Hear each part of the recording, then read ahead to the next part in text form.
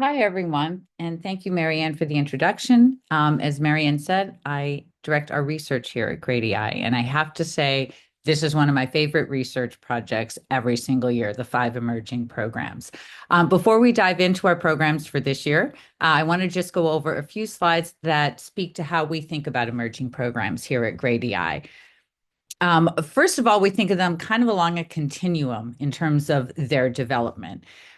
We talk about speculative, forming, and early stage. As speculative programs, these tend to address emergent technologies or research that's in the very early stages of development. These innovations have the potential to be super disruptive, but at present, they are still unproven or have yet to reach commercial viability. A few examples of these would be the hydrogen economy, or potentially quantum computing. And then we have forming programs. These are programs that are beginning to form or maybe launching in the near future.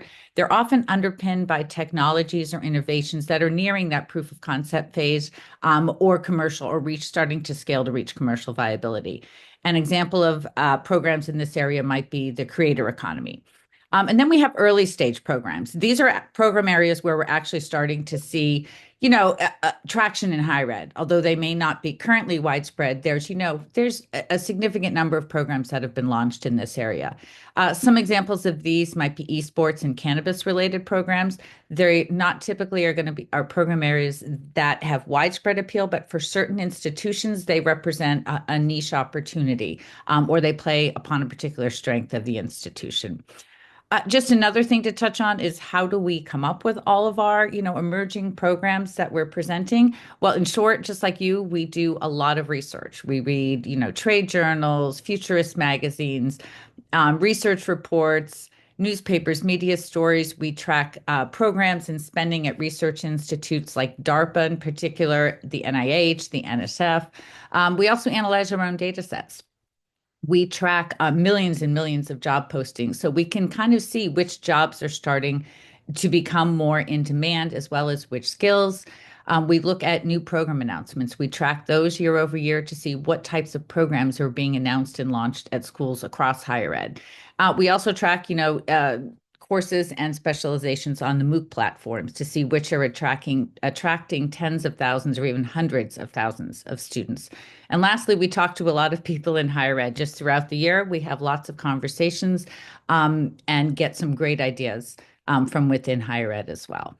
And then we distill all this research down to try to identify areas that we think would hold promise, as potential academic programs in higher ed.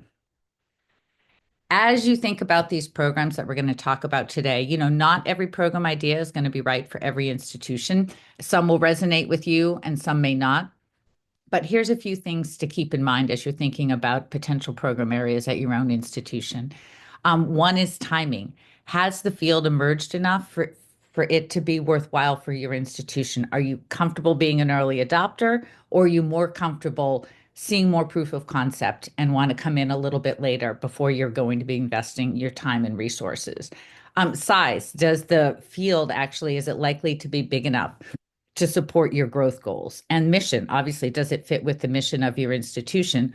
Also, is it the right degree fit for your institution? Does the field appear to be suited for a four-year university, a community college, a technical school, or graduate or online learning? Does it fit with the type of degree programs that you offer? And difficulty, how difficult would this be for you to develop and launch the program at your school? Would you be able to leverage some of the in-house expertise that you already have, or would you need to hire from the outside? And lastly, our favorite, funding. How much would it cost to develop and launch this program? And what other types of resources and capabilities would be required? And one last slide before we get into today's new programs. We're just going to take a little look back at some of the programs that we've highlighted in previous years' webinars. Sort of shamelessly tooting our own horn here. Back in January of 22, we highlighted what we called then creative AI or generative AI. We spoke about this as a technology and potential program area, to keep your eyes on. And well, this one has definitely come to fruition, I think, faster than any of us all imagined. We're seeing rapid growth in artificial intelligence programs, those focused on actually building AI systems and applications. They've grown 75% completions from 2022 to 2023. And last year we highlighted AI literacy and applied AI as potential program areas. AI literacy is becoming increasingly important and being incorporated in all areas of higher education. In fact, all areas of industries across all sectors. And it's there's also some certificate programs that have been adopted either for within higher ed, but also for executive education. We're also seeing a lot of programs being launched in applying AI technologies to specific fields of studies and industry sectors, and we'll touch on that a little bit later in today's webinar. Data analytics is another area that has really taken off. We highlighted this program back in 2021, and we've seen completions across all award levels have grown 83% from 2021 to 2023, and enrollment grew 90% in that time. We're seeing this in a couple different forms. There's data analytics programs. There's also business analytics programs. Those are also seeing similar growth. Completions grew 44% and enrollment grew 32%. There's also financial analytics programs. They grew 36% with completions and 41% for enrollment. And then we're also seeing numerous other programs where data analytics is being applied to very specific areas and fields, such as marketing analytics, sports analytics programs, healthcare analytics programs, and even tourism analytics programs. And also we talked about the creator economy. This one we highlighted in 2023. So the creator economy is a new type of economic engine being built by individual creators and social media influencers. Your students are very likely familiar with it, and they may even be creators themselves. And we're beginning to see traction here in terms of new programs being launched that specifically focus on building the creator economy. The University of Texas, San Antonio just launched a new bachelor's degree in digital media influence, and Owens Community College has a media influencer certificate program. And kind of taking it from another angle, Arkansas State University has a certificate program aimed at athletes, and it's for the athlete name, image, and likeness promotion. So those are some of the program areas where we really kind of hit the nail on the head. But to be fair, we don't always hit the nail on the head. Some of the programs we've highlighted in the past years are very much still in that emerging category. The microbiome. In 2020, we talked about the study of the microbiome as an important trend in disease treatment, nutrition, wellness, and even mental health. Well, it's been 5 years, and although the research is continuing, we're still sort of waiting for this to emerge within academia.